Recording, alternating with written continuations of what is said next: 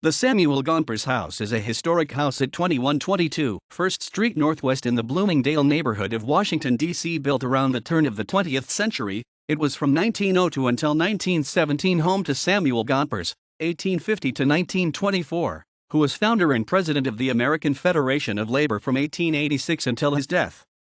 It was declared a National Historic Landmark in 1974.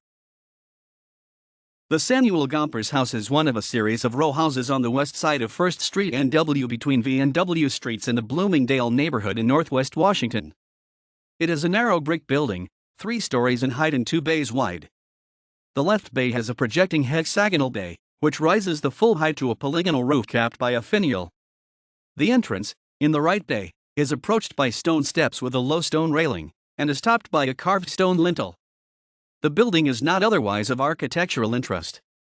Its construction date is unknown. It is stylistically typical of row houses built in Washington during the late 19th and early 20th centuries. The house was from 1902 until 1917 home to Samuel Gompers. Gompers, a native of England, came to the United States as a young man and worked as a cigar maker.